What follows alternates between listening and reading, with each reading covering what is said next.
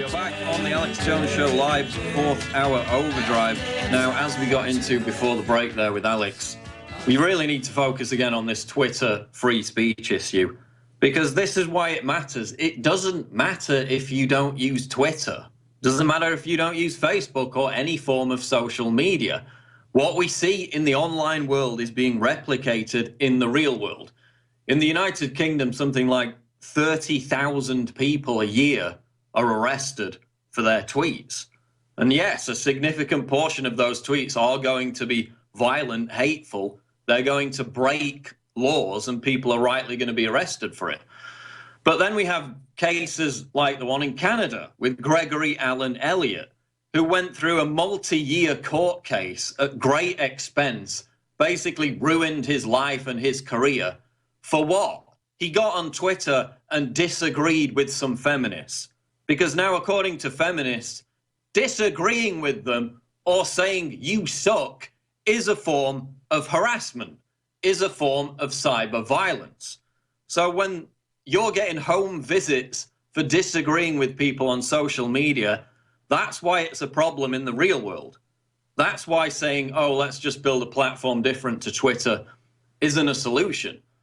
That's why saying, oh, Twitter's a private company, it can censor who it likes, isn't the issue.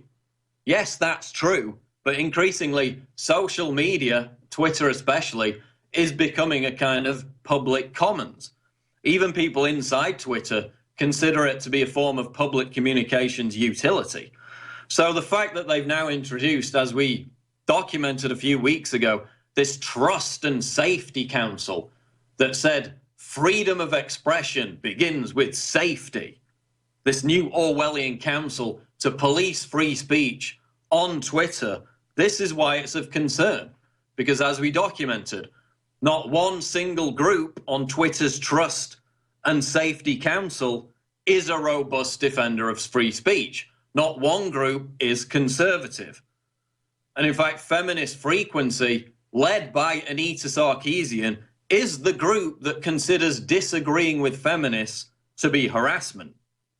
So as we predicted, conservative voices are now being silenced on Twitter.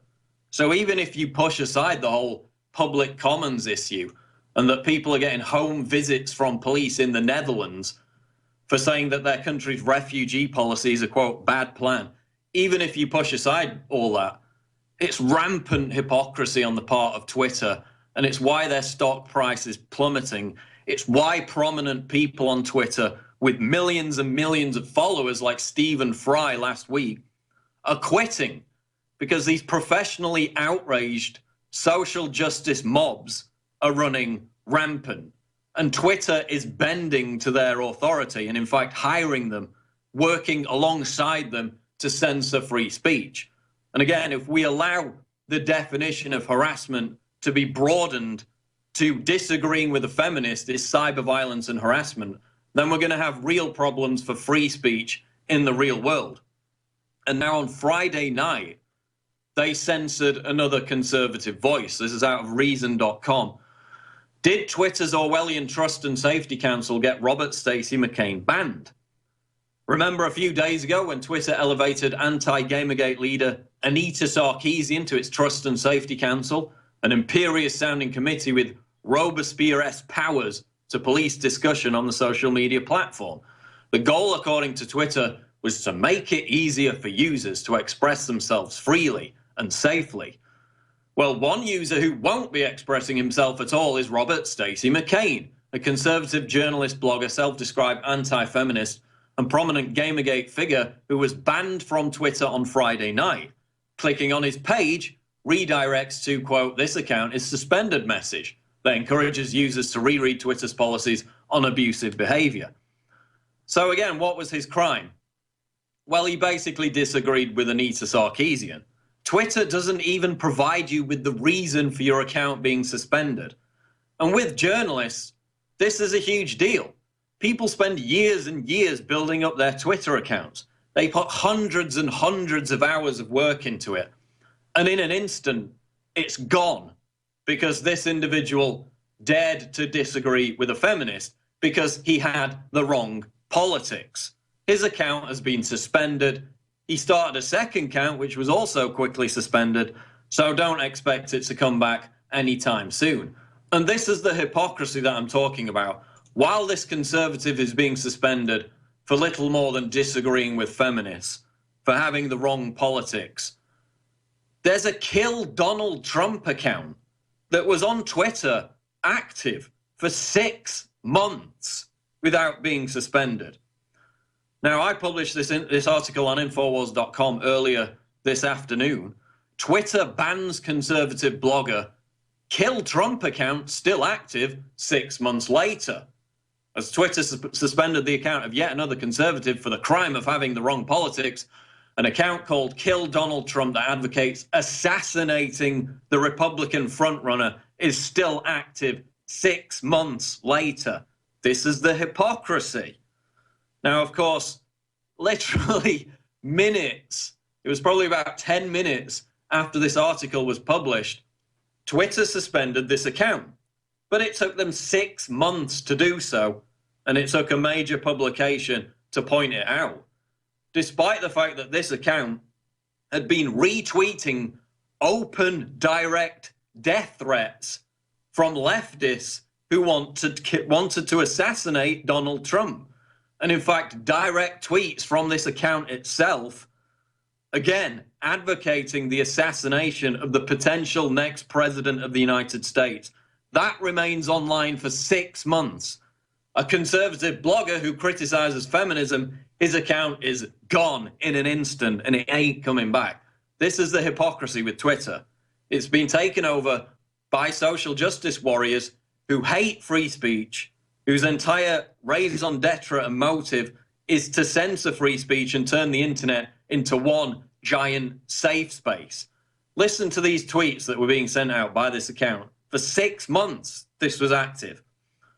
This is a quote. This is one of the tweets. That bleeping bleep Donald Trump should effing die. Anyone got any people? Go to his election and shoot him with a sniper. Okay, that was on Twitter for 6 months. Here's another one. Quote, anyone know a person that can kill Donald Trump? Direct violation of Twitter's terms of service. Of course, it's a death threat. It's a crime. It remained on Twitter for 6 months because their Trust and Safety Council has nothing to do with stemming actual abuse and threats. It's to do with policing discussion. It's to do with silencing conservative voices. Now, as soon as I published this article, I began to receive other tweets from other leftists who had openly advocated assassinating Donald Trump. And this is an issue we covered multiple times over the past 6 months. After every single debate, there's an explosion of tweets on Twitter from leftists advocating the assassination of Donald Trump. In the majority of cases, nothing happens to these accounts. They're not suspended. Here's another one. This has been online for 48 hours. Again, the user has not been suspended. Quote, I have no pain in my heart or morality when I say if Trump's elected, I will perform an assassination attempt on him and that I will succeed.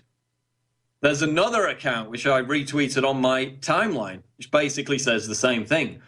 So we have a constant deluge of people openly advocating and in some cases actually saying they will directly plan the assassination of Donald Trump. Twitter does absolutely nothing, but they will censor a conservative journalist for criticizing feminism. They will de-verify a prominent conservative journalist, Milo Yiannopoulos. Again, for what reason, nobody knows.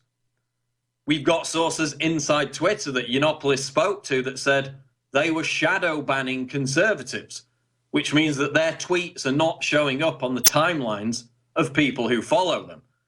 So again, they're skewing Twitter to this leftist perspective because its director, its CEO, Jack Dorsey, is in with that crowd. He's in with Obama. He's in with the Black Lives Matter hate group.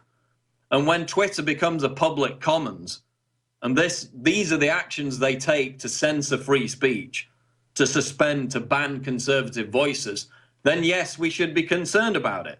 Doesn't matter, again, if you don't use Twitter. It matters because this is having real-world consequences. And yet here we have the Council on American Islamic Relations. Hamas supporting CARE takes on Trump, accuses GOP frontrunner of inciting violence against Muslims. So again, because Donald Trump gave a speech in which he alluded to a historical event, they're calling for him to be censored for his hate speech.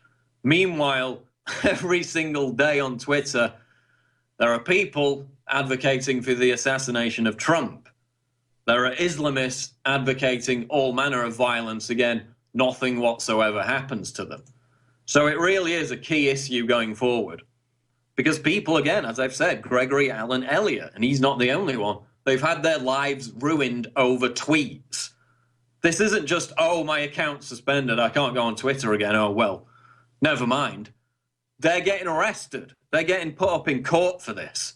So if we allow the definition of harassment to be expanded to you sending a message to a feminist saying, I disagree with you, you're a liar, and that's hate speech, then it's a dangerous and chilling precedent for free speech. Because, of course, it also intimidates people against criticizing feminism, against criticizing gun control, you name it, against criticizing Hillary Clinton. So you create this environment in which people self-censor. They're afraid to express their opinions because they might get their account suspended, or even further, they might get harassed by the state. So this is why we need to stand up to this, and this is why I've emphasized it over and over again.